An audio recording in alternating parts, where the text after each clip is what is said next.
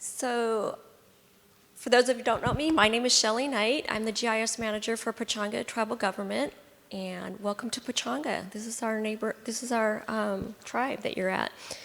Today we're going to be talking about a lot of the projects that we do in GIS, but I'm going to give you a little background about the GIS department that we have here at Pechanga. Here with my colleagues is Kevin and David and Kelcey, and we have our tribal member here, Paul Macaro. If you have any questions, just make sure you can. We have a lot of Q&A time at the end. A little bit about our department. This is going on our 19th year here at Pechanga. So a lot of the stuff you're going to see is years in the making. Some stuff just doesn't happen overnight, and I don't want anybody to get fooled thinking that this is, oh, look at what they have, they can do all this stuff. It takes a lot of years of prepping data, collecting data, and learning new software, and hiring people that can do it too. So anyways, I've been with the tribe for 19 years. I started out doing GIS for almost 30 years. I started doing GIS when it was ArcGIS, actually ArcView in 1997. Does anybody remember that? ArcView? Yeah, 3.0.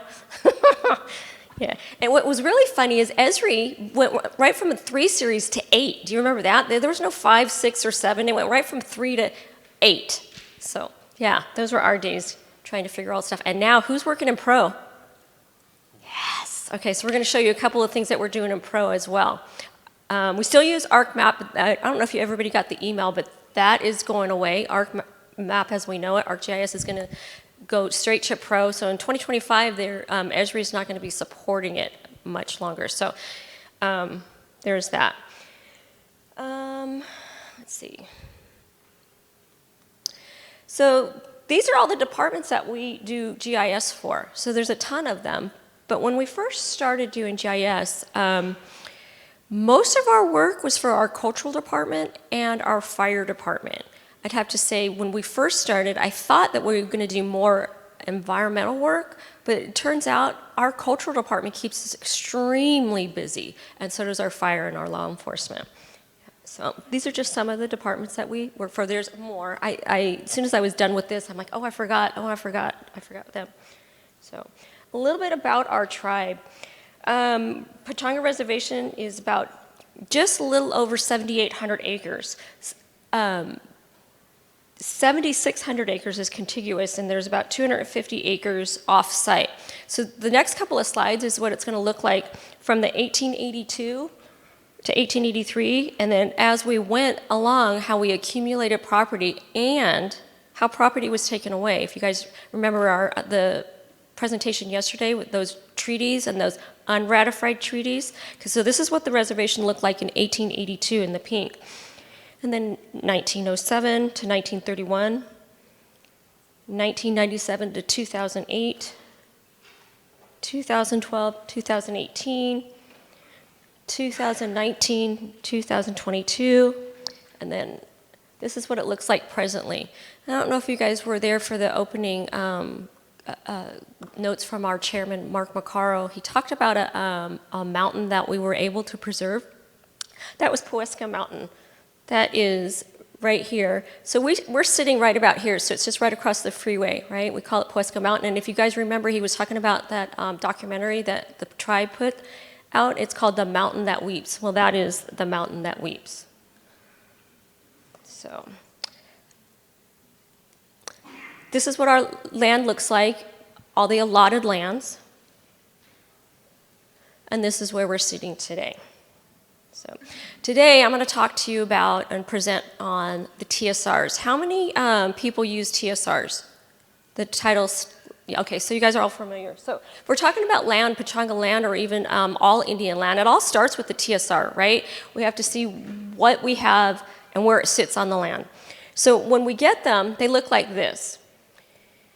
Well, if you saw that previous slide, all the departments that we use, our first and foremost department that it's not considered a department, it would be our Pechanga tribal members. So they're the first ones that we serve, and then our tribal council, and then it goes on and on and on. So for a tribal member to come in and ask me what land they have, this is what originally was offered to them. We would show them a TSR and tell them, there you go, have a great day. How many of us know this? This is just a lot of information, and most of it's useless to the end user if you don't know how to read a TSR, right? They come in, they look at this thing, and if there's 100 people on this list, you have no idea how much, they want to know how many acres, right? What their entitlement to, and what is their interest hold in the acreage. So we wanted something better, we wanted something more usable, and we wanted something easy to read for our tribal members. So this is what I ended up doing. This is just the end of we took every single one of our TSRs and we dumped it into a database. So if you remember, all this information got put into a spreadsheet. For privacy reasons, this is just one owner, and we call it Pechanga. So this is tribal land. This doesn't show you any of our tribal members in it.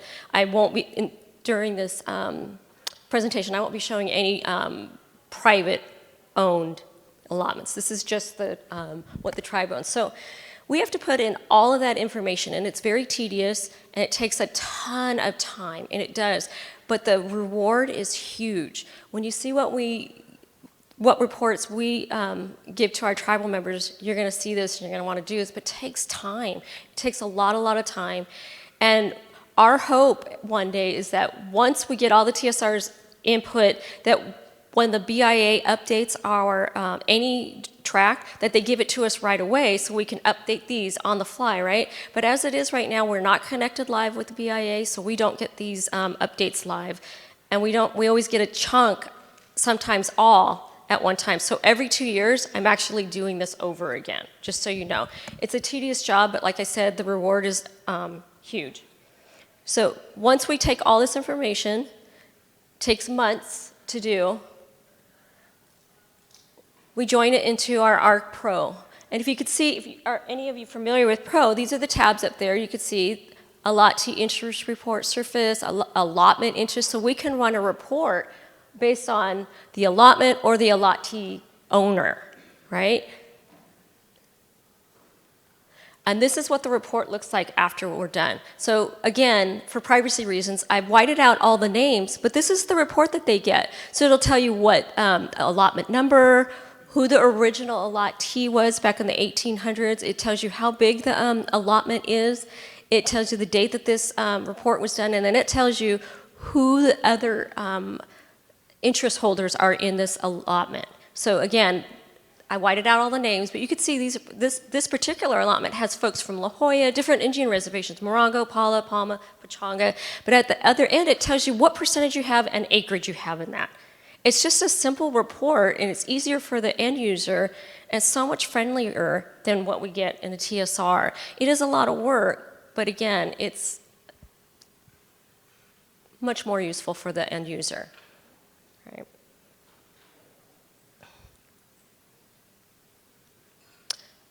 Kevin's going to talk about our enterprise now. Thanks, Shelly. I have a quick question here. It seems like we have a lot of GIS people potentially in here in the office. So how many people use GIS on a day-to-day basis? Okay, that's a good, and how many don't necessarily use it per se, but they use the end product, meaning they request somebody in their department or in their office to create GIS? Okay, do we have any GISPs in the house? No, okay then. Alrighty, so the software that is used that Shelly was just talking about is primarily a desktop GIS, and it is a big software application.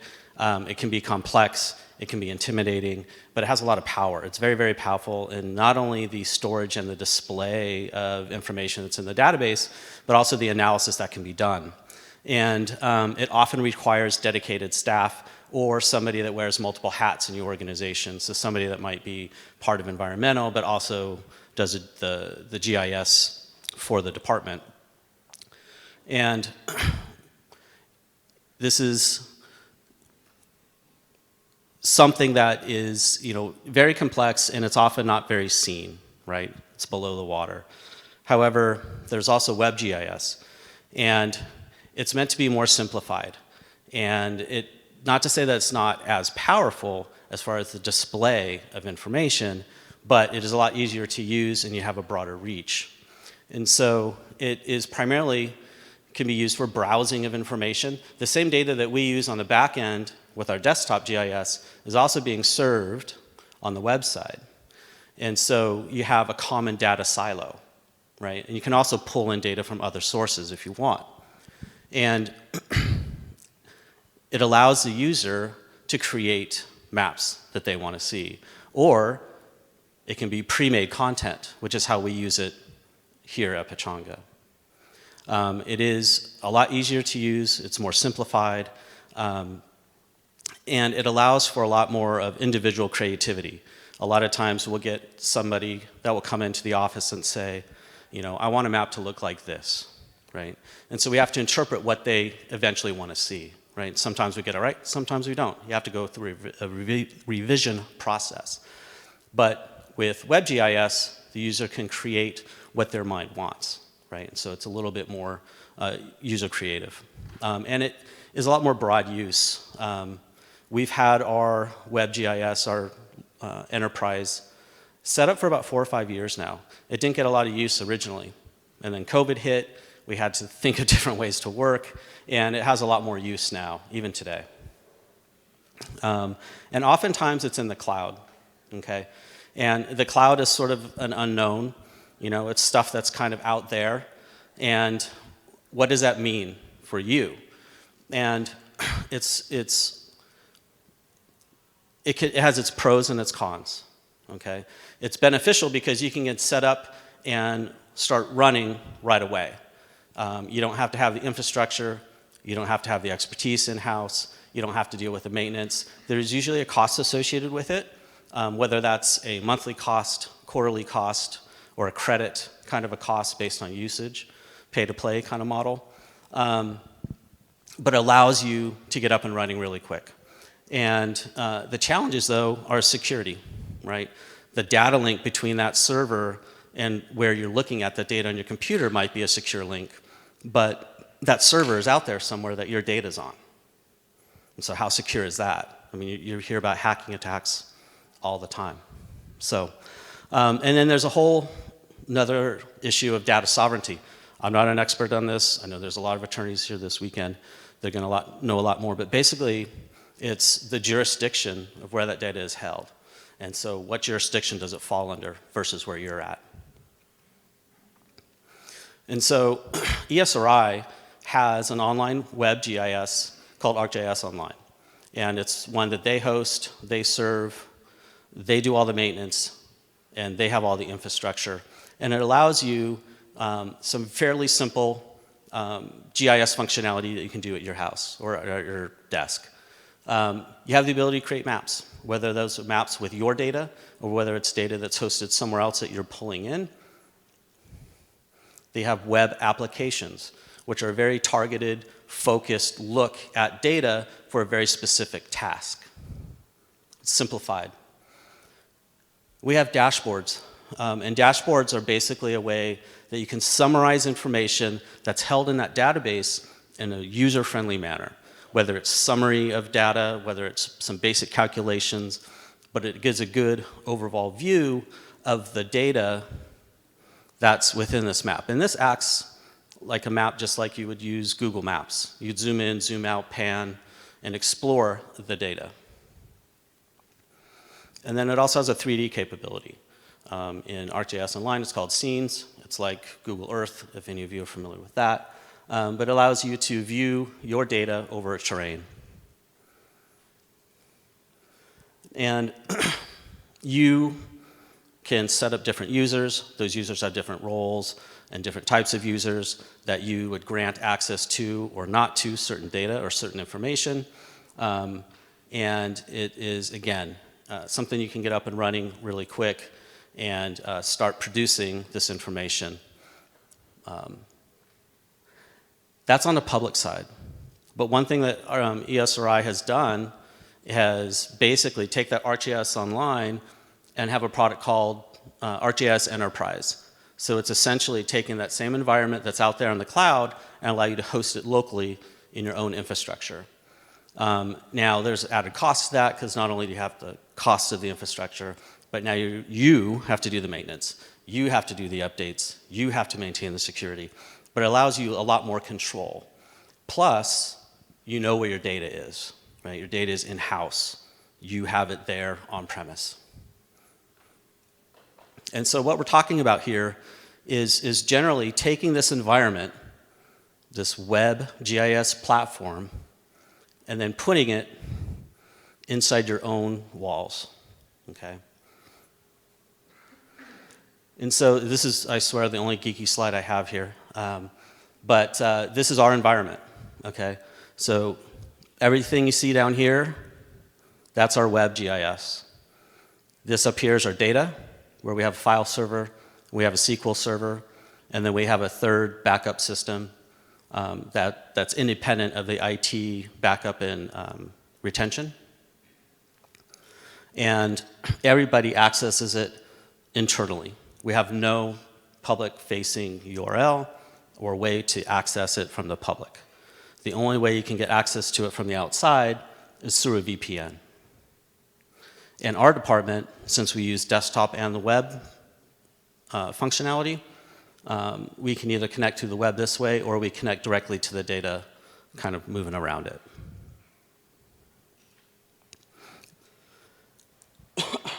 And so this is what our WebGIS looks like, our enterprise.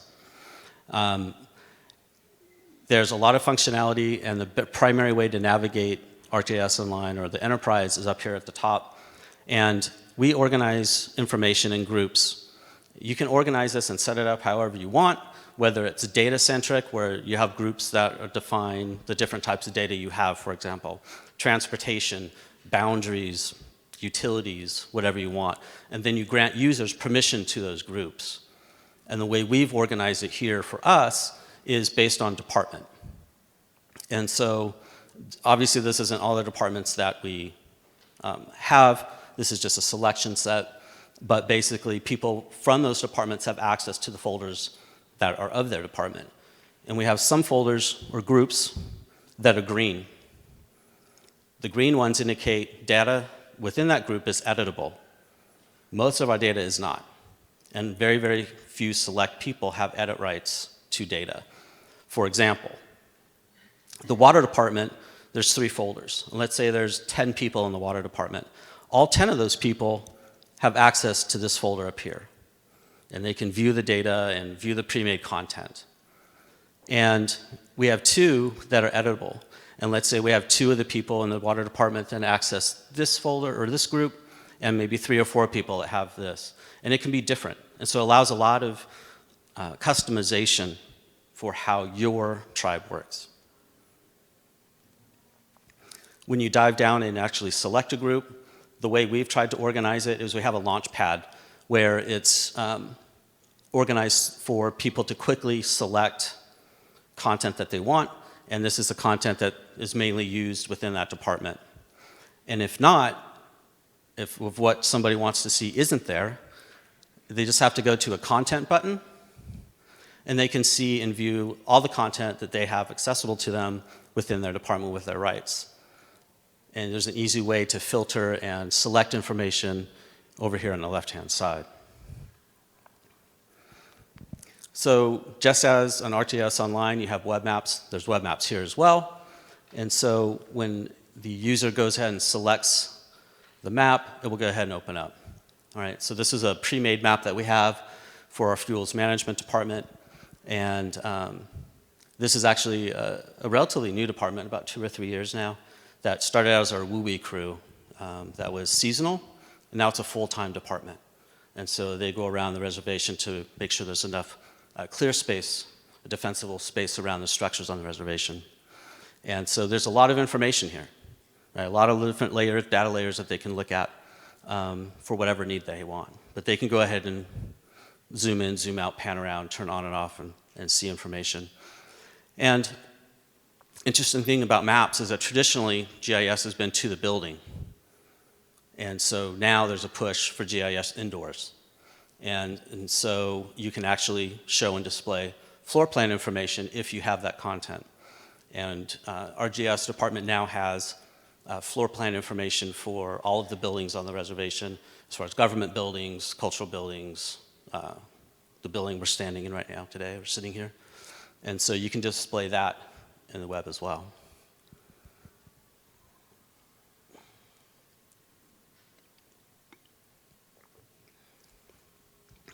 We also have the web applications, those targeted, focused applications of GIS data. And this one is specifically for those fire pre-plans. So somebody in the fire department can bring this up, they can zoom around, go to a specific building, they select that building, and then a pop-up will appear of some basic summary information about that plan, when the last time it was verified, if it's currently in the process of being re-verified, and then there's links on the bottom where you can actually open up the current pre-plans. Very, very targeted, focused, that's all it does. And then dashboards, those summary applications that can display information. This is one for the fuels management crew that basically shows their collection or how many acres they've cleared to date. It shows who cleared it, because there's 2 departments that will actually do clearing for the reservation. And then we break it down into monthly calculations, how much acreage was cleared per month. And this is dynamic, and this grows and changes every time that they bring in the Trimble GPS unit and we download what they've cleared. This automatically updates and populates. And I think we have a refresh rate of 5 minutes on it, something like that. So it's very, very helpful. And then down here at the bottom, it might be a little hard to tell, there's tabs that the user can flip through, and those tabs show different summaries of the information. So this one is a monthly summary of the acreage collected or cleared so far. Then we have one of actually GPS date of when they actually brought the data into us. And so it's a very powerful tool to get for somebody in the fire department if they just want to get a general idea of how the department's doing and the progress that they've made. And you can see so far it's like 50 acres that they've cleared. And it might be a little hard to see there, but last year they cleared 759 acres. This is a dashboard showing the tribal housing on the reservation, where it gives a really quick summary of not only how many tribal homes and how many are currently under construction, people moving back onto the res, but it also shows a breakdown of the owner status, how many are member, non-member, if it's tribal owned. We have what kind of structure it is here, whether it's a home, whether it's a government building, resort building, et cetera. And one thing that's interesting to note down here, there's a null. Every record that's in this data set should have a structure category to it. So this is a way for us to actually use it as a QA/QC tool. So somewhere in the data we have a missing category that we can then go back and look and fill that in correctly. So it actually turns out to not only be a summary for people, but also ends up as a good tool for us.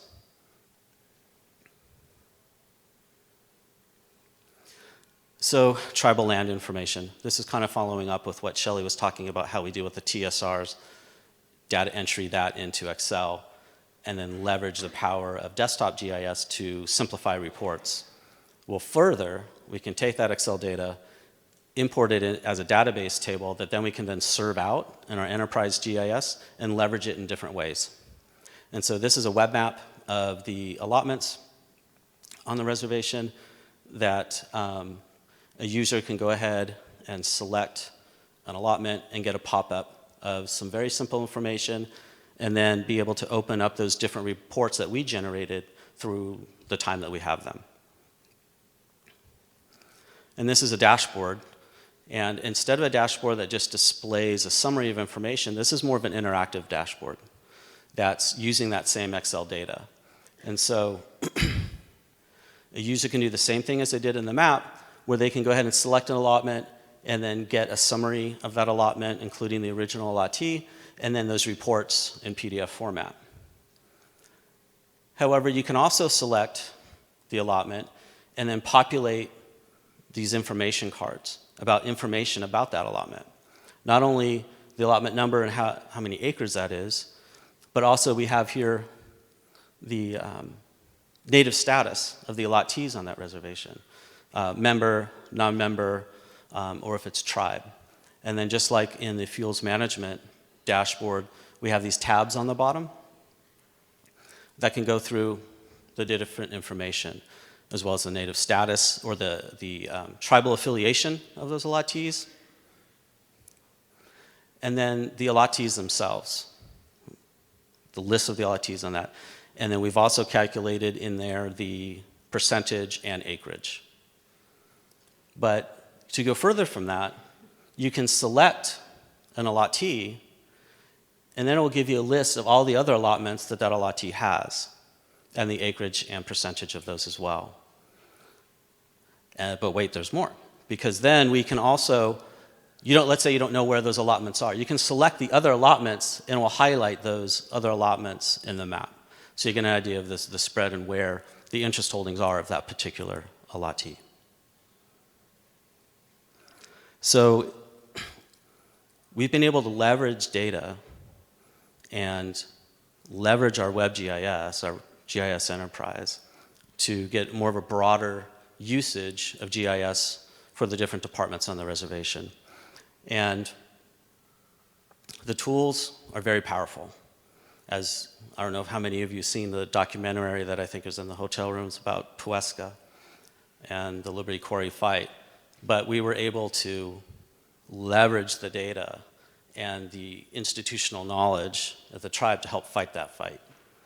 And this software is free to any federally recognized tribe. ESRI is here today. Ann Taylor, I don't see her here right now, but she's basically the tribal liaison, the federal account manager for tribes. And every federally recognized tribe can get the software for free through the DOI, Department of Interior Enterprise License Agreement. And you just have to fill out a form, and then not only can you get the software, but you can also get training on the desktop side and on the web side. And upcoming in a few months is a user conference down in San Diego. It's always down in San Diego. It's the middle of July, and it can be free to you to attend. There's complimentary passes that are available. All you have to do is talk with Ann, and she'll set you up. And then you can go and there's usually a day that's dedicated to tribes, and just not in the United States, but it's international. And so you get to hear other Native nations talk about their struggles or successes and how they leverage GIS for their tribe. And it's really a powerful week to learn, get educated, and to network with other Native tribes and indigenous nations across the world.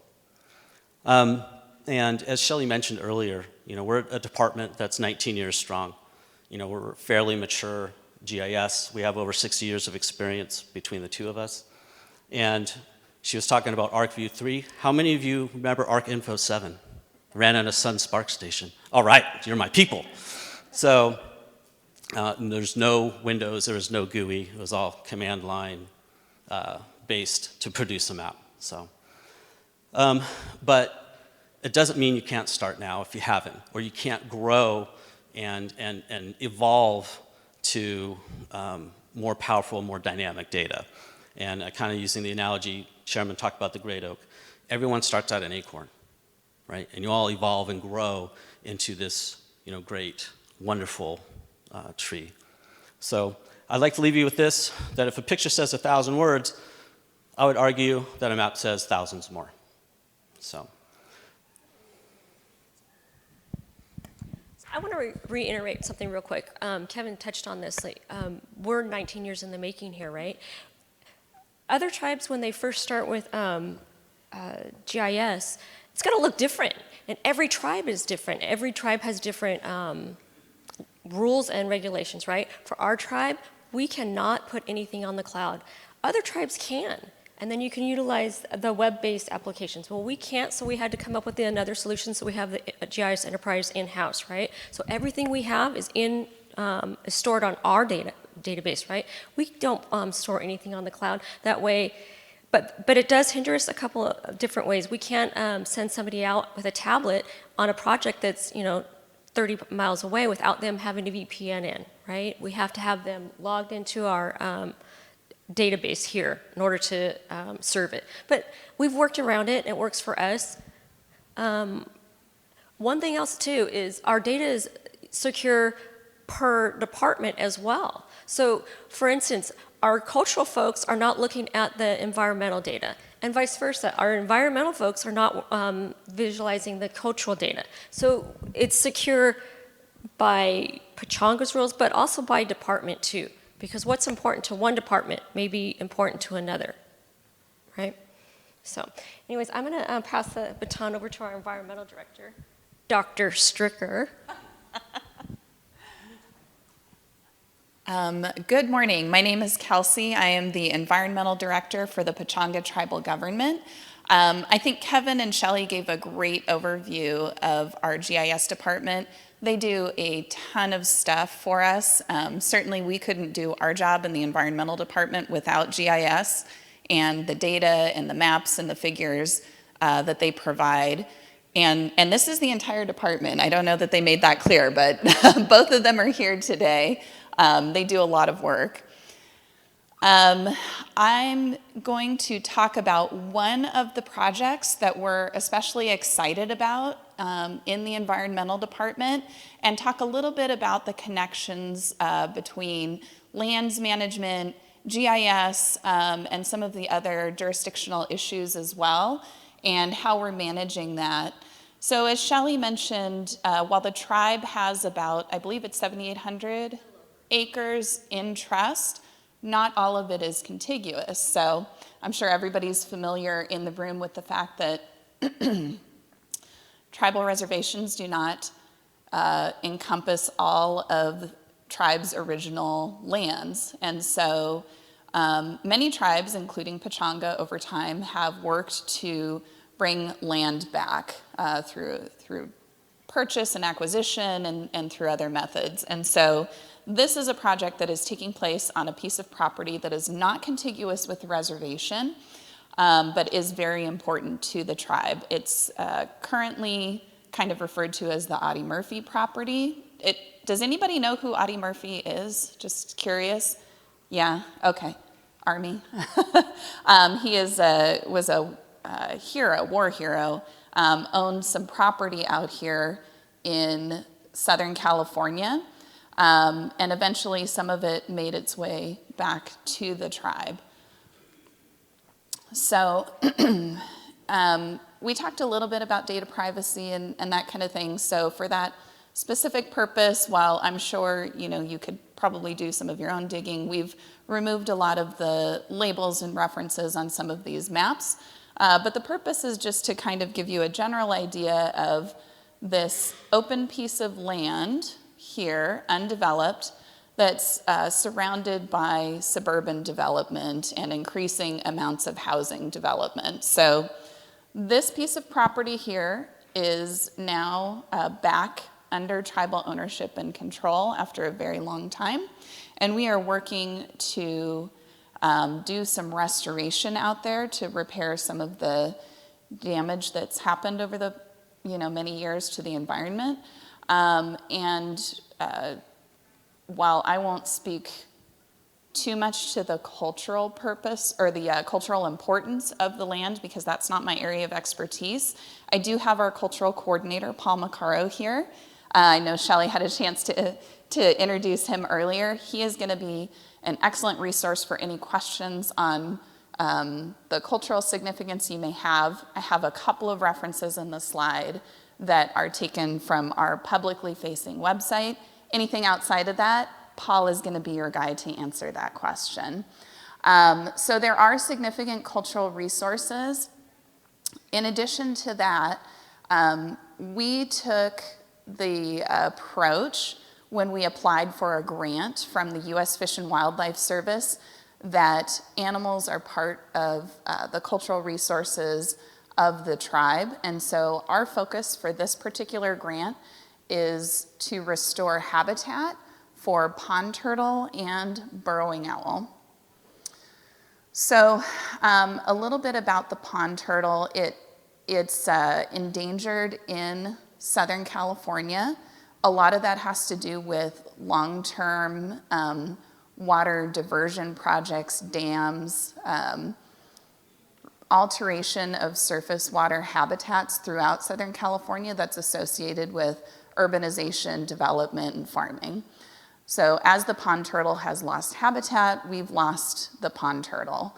So one of our goals on this piece of property that has not been developed is to enhance the habitat and bring back the pond turtle. Similar to burrowing owl, burrowing owl is considered a state species of special concern. These guys burrow underground. They are active during the daytime. They're the only owl that is not strictly nocturnal. They feed on things like lizards and mice and grasshoppers, so they're not a very large animal, but because they burrow underground, they've been especially vulnerable to habitat destruction. Their preferred habitat is sort of open, flat mesa areas, which is where we also like to build homes. So over time, we have lost a significant amount of the burrowing owl population in California. It is not listed as endangered at the state or federal level, but they are considering it because we've lost quite a bit of their population over time. So I mentioned the U.S. Fish and Wildlife Service Tribal Wildlife Grant we received. We actually were funded in October of 2022, so very recently. It was a huge effort to get the proposal together. We collaborated very closely with our cultural department because, as I mentioned, I don't have expertise in the cultural aspects of this project. Obviously, that falls with our cultural department, but I do have a bit of background in ecology and restoration, so that's where I put in my background. We partnered with quite a few people. While this is owned and controlled by the tribe, it is not in trust. It is not federal land. It's still state land. And so we have partnered with not just the U.S. Fish and Wildlife Service on the federal side, but also locally with Riverside County Parks, California State Fish and Wildlife. We've also recently been working with the San Diego Zoo Wildlife Alliance. David's going to talk about that in a little bit. And also the community. So definitely the tribal community, and then we are working with the surrounding community around the Audie Murphy property as well. So, part of the history of the property is, as it was left over time, the waterway, which you might be able to see here, where you see the greatest density of vegetation, is approximately where the natural water flows are. There's a little bit more over here as well. Over time, the waterways became extremely crowded with eucalyptus trees, which are not native to Southern California. They get huge, they suck up a lot of water, they like to fall over during rainstorms, and they are incredibly flammable. So, if you know anything about California, it's that we like to catch on fire a lot and frequently. So there's a lot of reasons why we want to get rid of the eucalyptus trees. They do provide some nesting habitat for raptors. So when David starts to talk about the project, he'll talk a little bit about how we handled that to make sure we were protecting species as we worked. There's also been a lot of trespass, both what we like to refer to as benign trespass, so people that walk their dogs, go for hikes, maybe bike riding, and also some of the more destructive varieties. So fires, spray paint, ORV usage, illegal dumping. So we're working really hard on trespass reduction as well. For the pond turtle, while I know a little bit about a lot of things, I am not a turtle expert. So part of this grant involved selecting contractors to come out and do some surveys for us. We worked closely with county parks and the U.S. Fish and Wildlife Service. A note about jurisdiction and lands on this property. How many of you are from California? Just curious. Couple? Okay. So throughout the state, we have a lot of conservation plans that were created under the NCCP, the Natural Communities Conservation Plans. That sort of prompted what we call habitat conservation plans, and they're essentially broad-reaching planning tools that allow you to preserve and develop lands under the Endangered Species Act. So in this particular area, we have what's called the Western Riverside County Habitat Management Plan. I feel like I missed a word, Habitat Conservation Management. Anyway, it's a really long title and acronym, basically saying that the entire county has different conservation requirements depending on which parcel of land you're working on.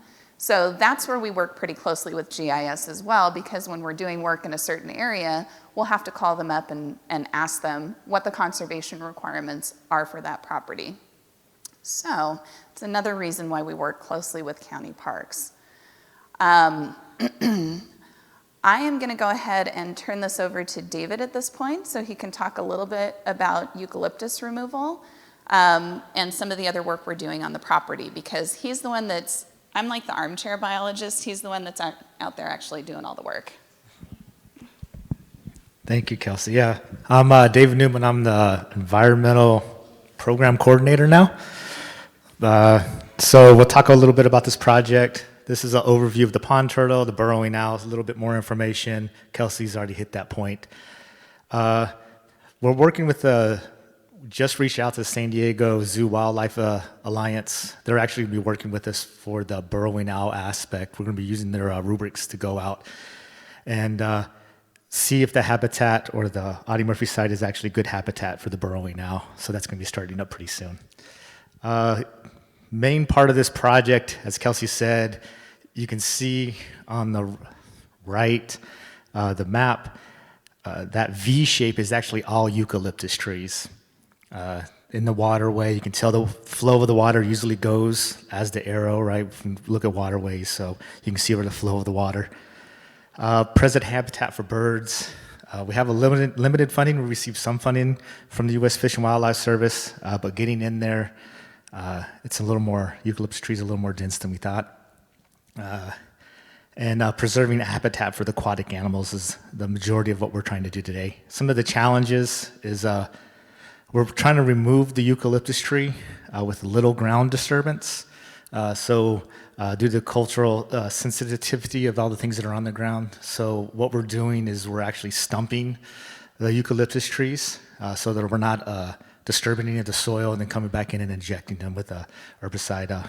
I'm not sure if you know, it's pretty rainy last couple days, actually been the last few months. Our goal was last month to actually start treating some of the eucalyptus trees that we've cut down, but because of the rain, we've actually had to stop that because of the water levels increased higher than we thought, and you'll see some slides later on about that. One of the main concerns that we have there is trash cleanup.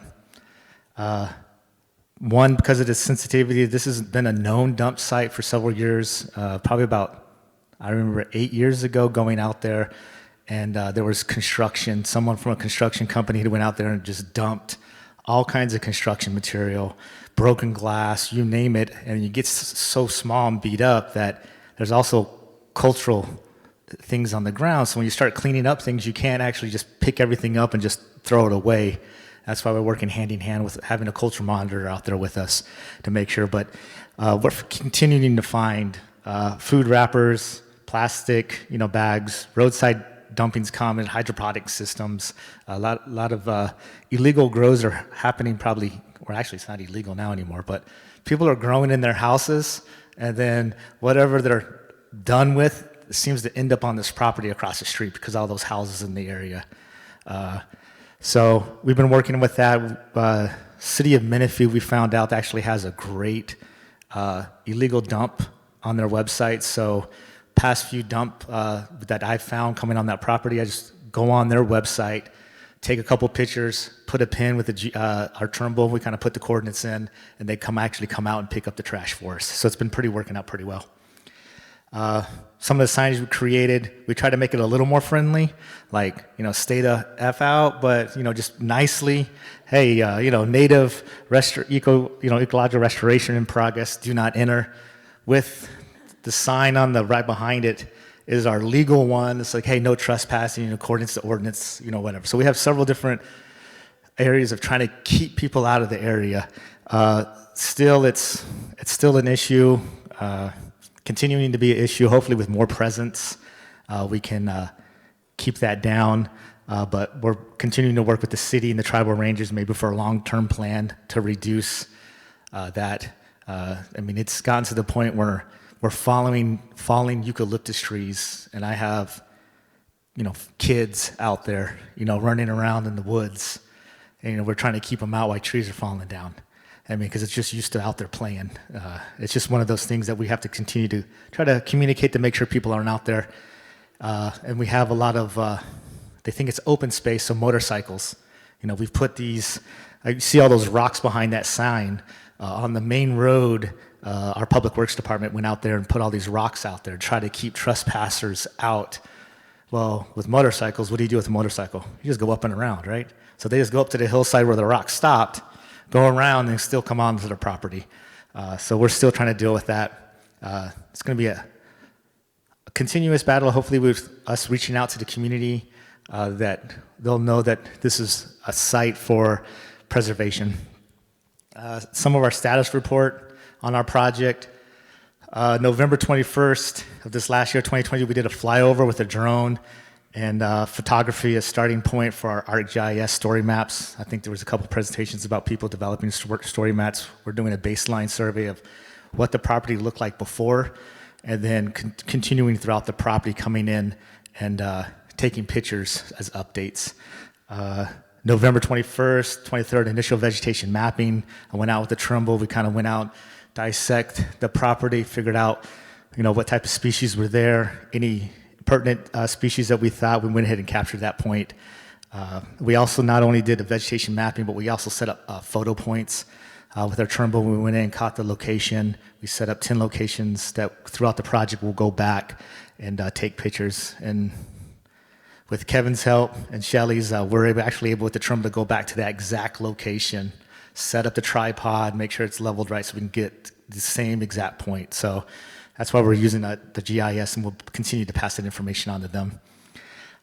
Because of all the rain, some of the other things in our funding coming, April 10th is going to be our first, that's like next couple weeks from now, a start of our Pond Turtle official survey. Because of the grant funding coming in a little later in October, we had to push back our surveys for the Western Pond Turtle start around April time frame when they come out. So we'll be going out with our person that's licensed, PAX Environmental, to kind of come out and help us with that survey. And then April 8th, again a couple weeks from now, we'll be starting our official owl survey habitat. These are so burrowing owls like this open field plain. So we have several sites, several of those on the property that hopefully will be suitable for the burrowing owl. Current status of invasive species removal. So go back to that picture right here. These are all eucalyptus trees. And when we're kind of looking from an aerial view, you kind of start to count the tops of the trees. You're like, oh, there's only like 20, 30 trees, right, when you look on the map. But then when you get down into it, there's a lot more than we thought. So currently, as of now, we've probably cleared about an acre, just over an acre and a half of eucalyptus trees. In that acre and a half of eucalyptus trees removed, that's 600 plus trees, and just an acre and a half.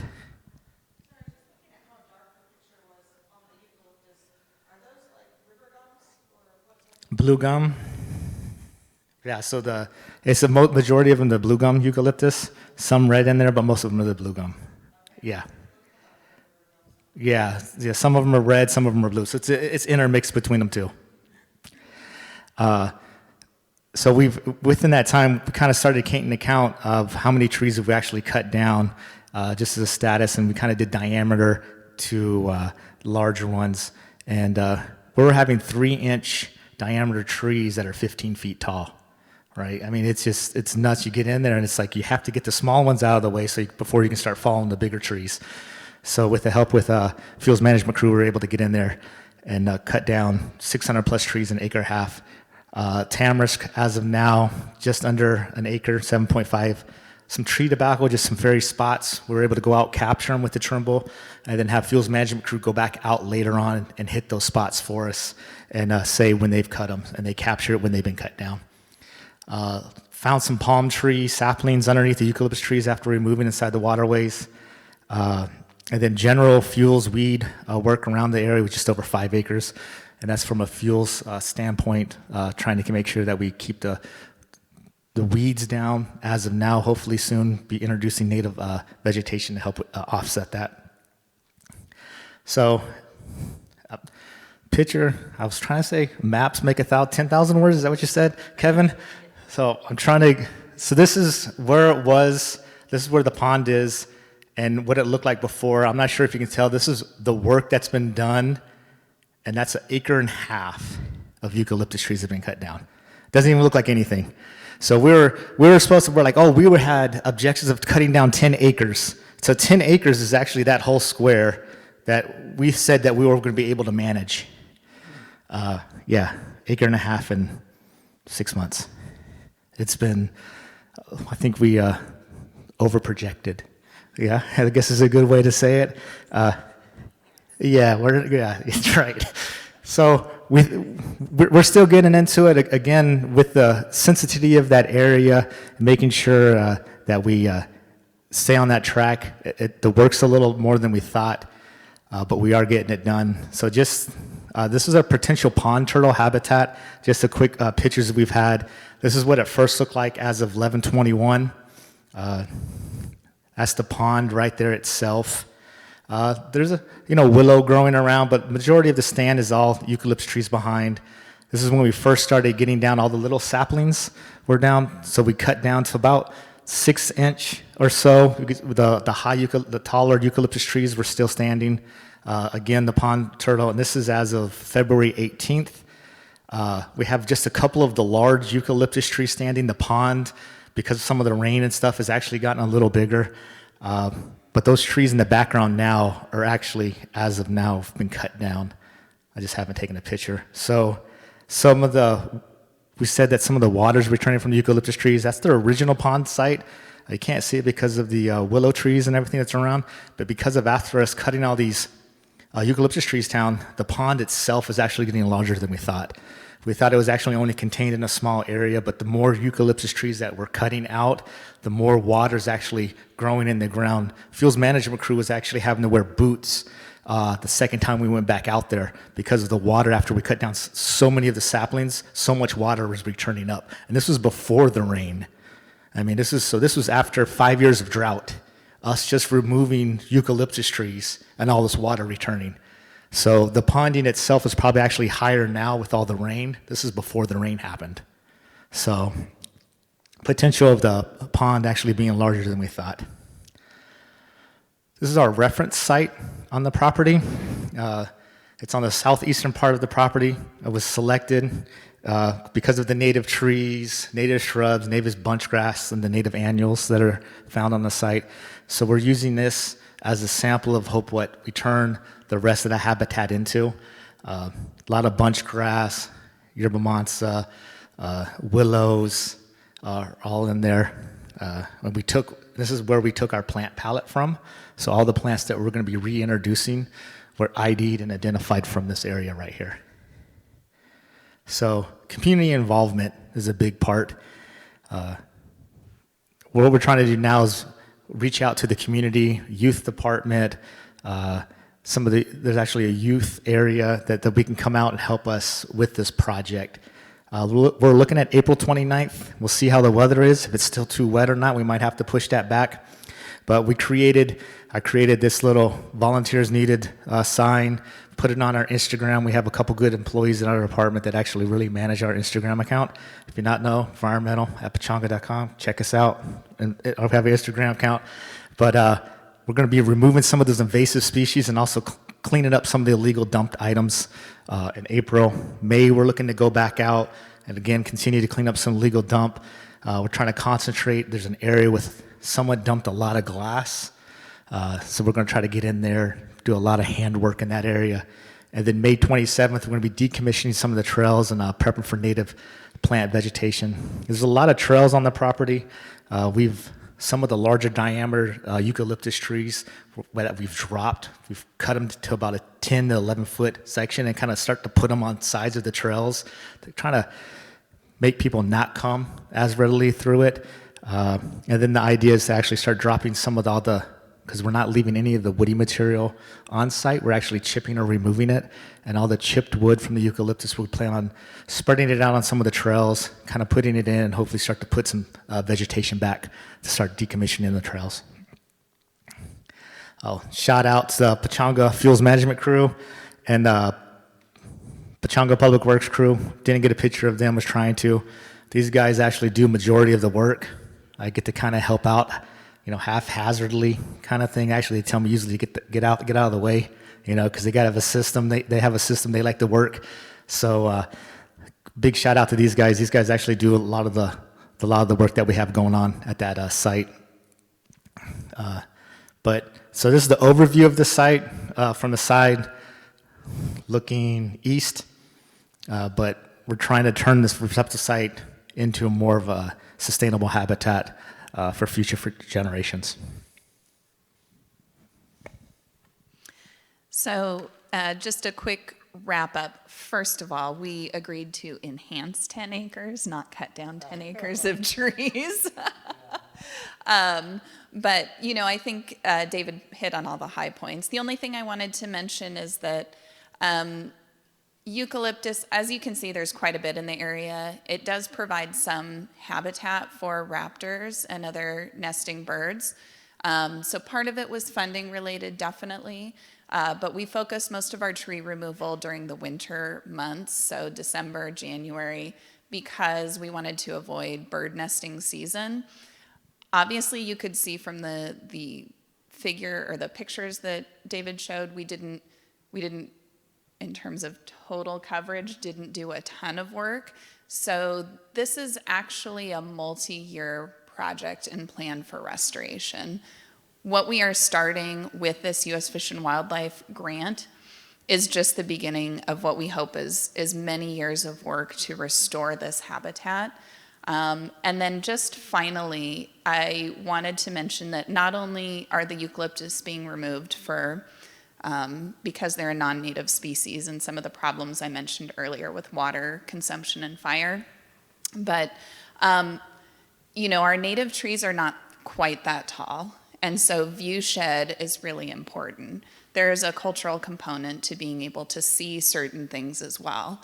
So one of the things that we're really looking forward to is what this property is going to look like in 5 or 10 years when the eucalyptus have been removed and restored to native riparian habitat. And you can see the property as it's supposed to be and as it was what it originally looked like. So we're really looking forward to it. Also, a big thanks to our GIS department. They put up with us all the time when I come in with my weird requests that are probably completely unrelated to what they actually need to do. But they're able to interpret my requests for data and figures and things and give me something that I can use out in the field. So thank you for that. I think we can take questions at this time, yeah? Okay. Yeah, questions, whether GIS specific or environmental project. Yes. Cultural. Or even cultural, yes. Yes. Environmental project question. So, and a GIS question too, actually. So with the environmental one, when you are taking out such as the trees are shorter so they don't affect the pollution, is it like a willow habitat native or like mesquite or?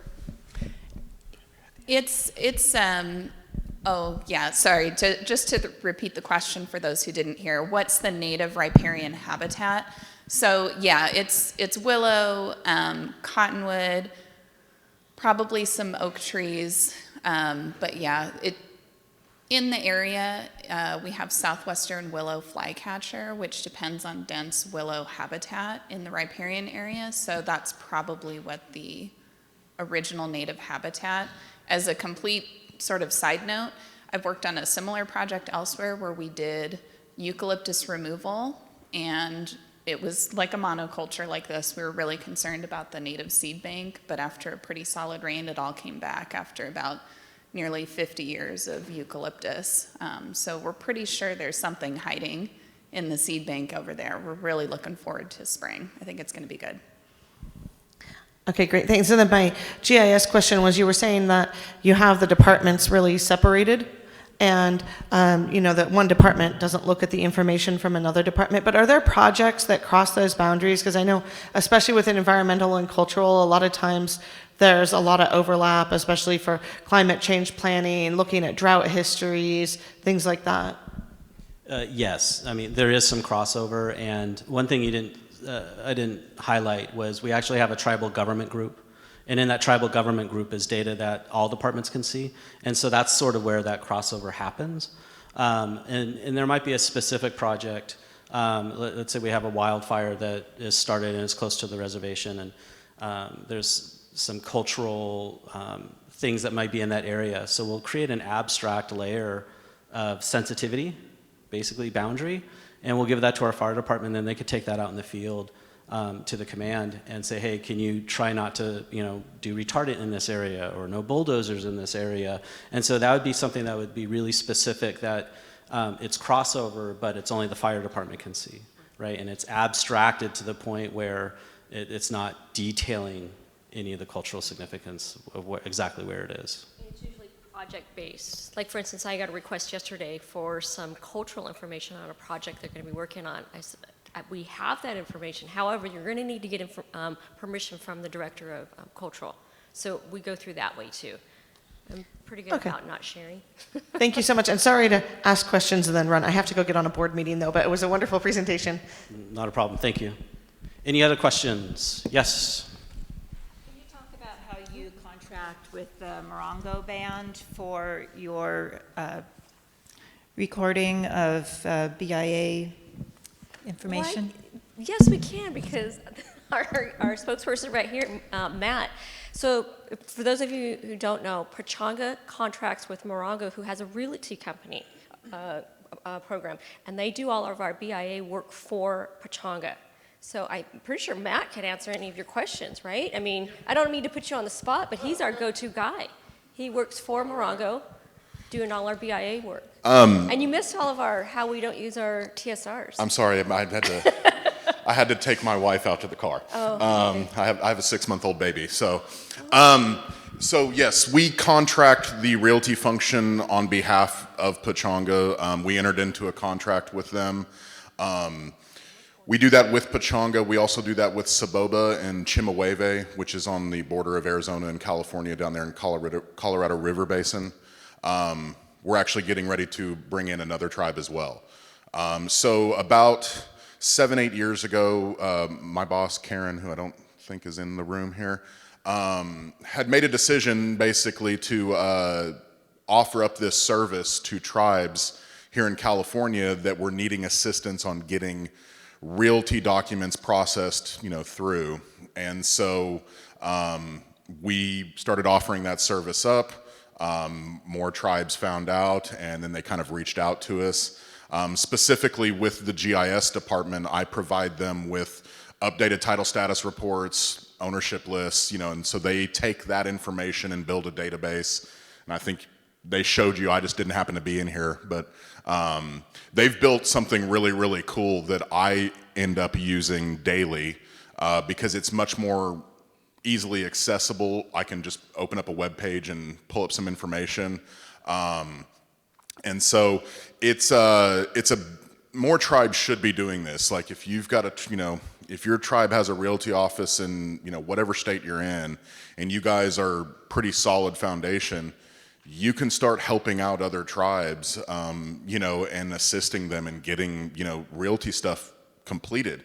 I'm not here to bash the BIA. I think the BIA is understaffed, and they get a bad rap a lot of the time. And don't get me wrong, the BIA drives me crazy.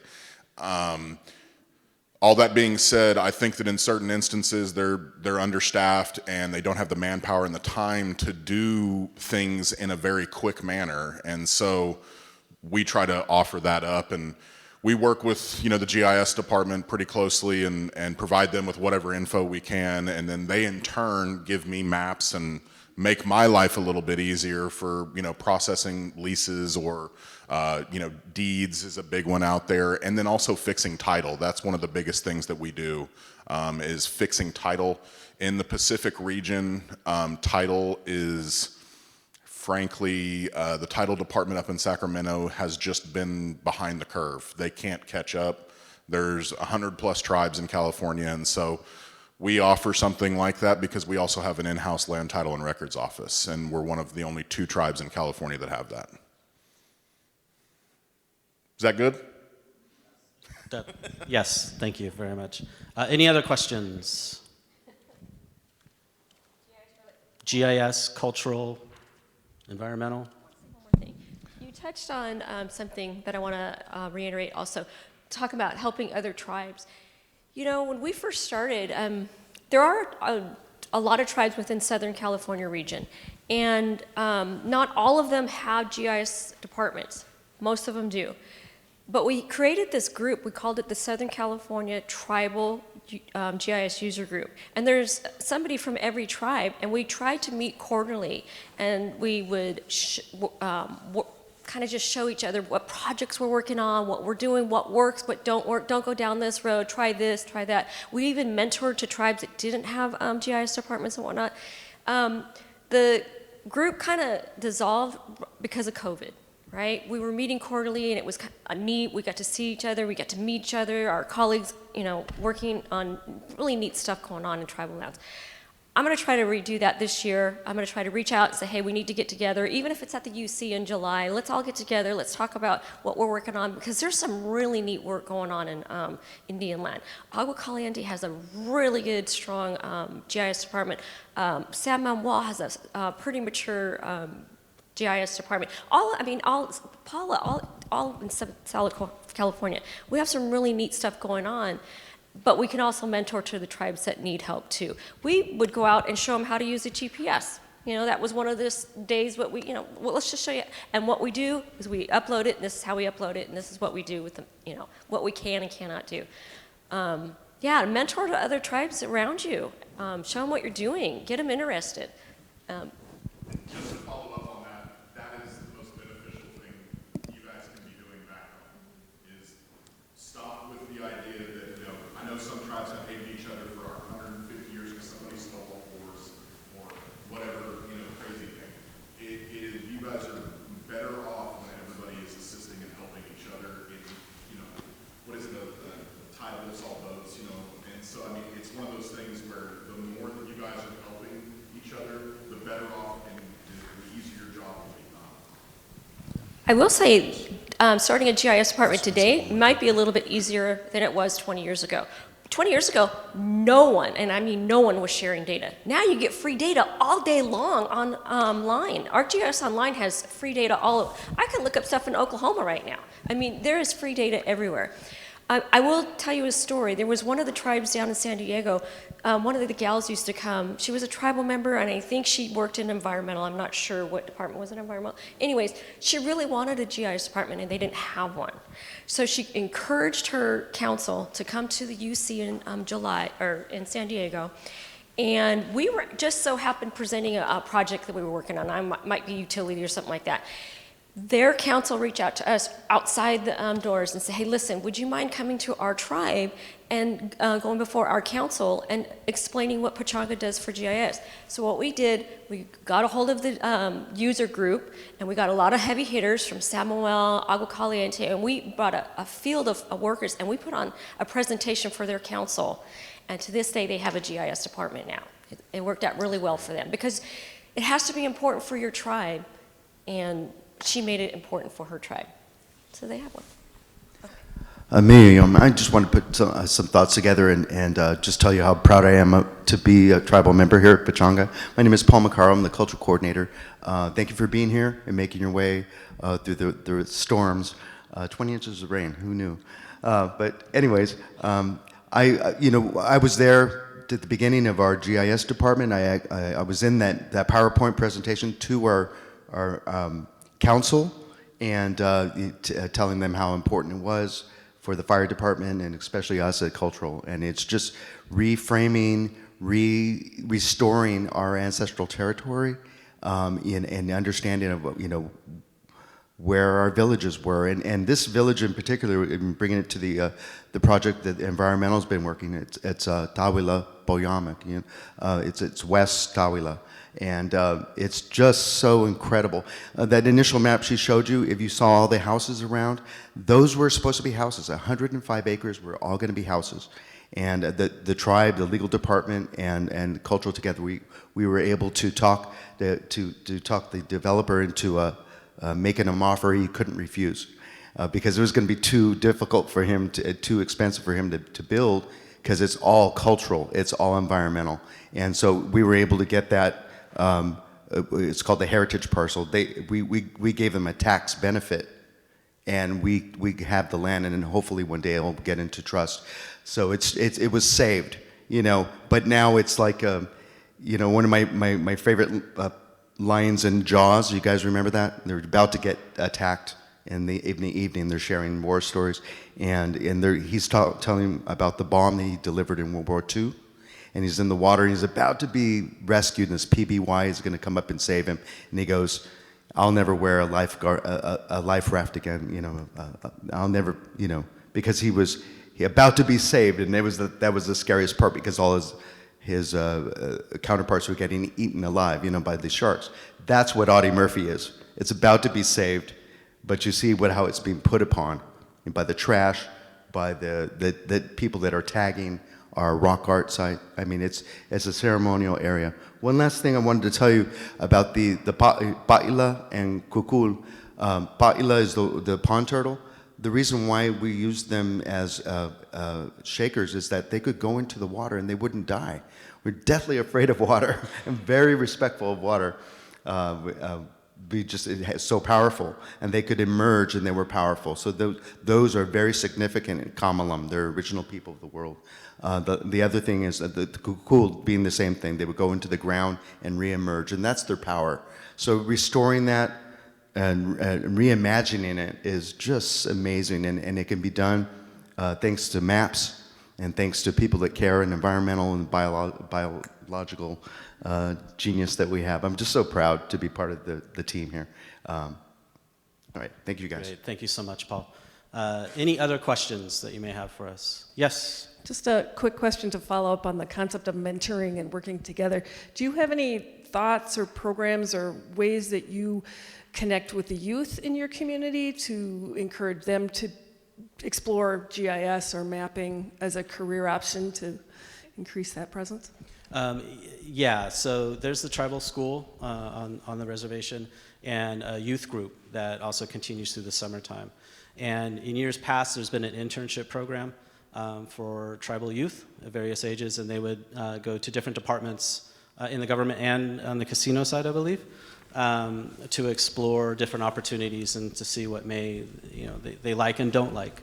And the youth program during the summer, it's all ages, and there's different trips that they have scheduled every week, and depending on that activity, GIS may go, and we may kind of demonstrate the GPS unit or how to navigate a map.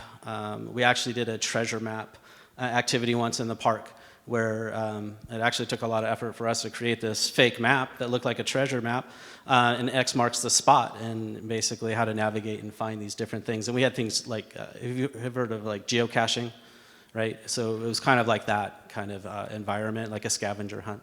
And so yes, we do, and they're starting the internship program up again right now, I believe. And I know we put ourselves on the list because we need some help with some large format scanning and things like that. So yes, we do try to reach out to the youth. So any other questions? Yes. Regarding the confidentiality of data, with the CSRs being available through clicks here and there, is it restricted to certain people, like you have to be owner of the property to view it? Yes. How does all that work? You want to? So right now, that dashboard that you saw, only council can see that right now, or legal staff. if a tribal member comes into our office, we can give them all the information they want as long as they're an allottee interest holder on that allotment. So yeah, so if they're not, they can't get it for their grandma and they can't get it for their auntie. They have to be the allottee interest holder to get it from us. If they want to get something else, they need to see our legal staff. Yeah. Yeah, there are times they say, we can't help you. This is the direction we've been given from counsel and legal, and we point them to Matt. And then he tells them no, and he's the bad cop. Right. We also have a legal staff on site, so we have 3 attorneys on site. Yeah. So I think one's here.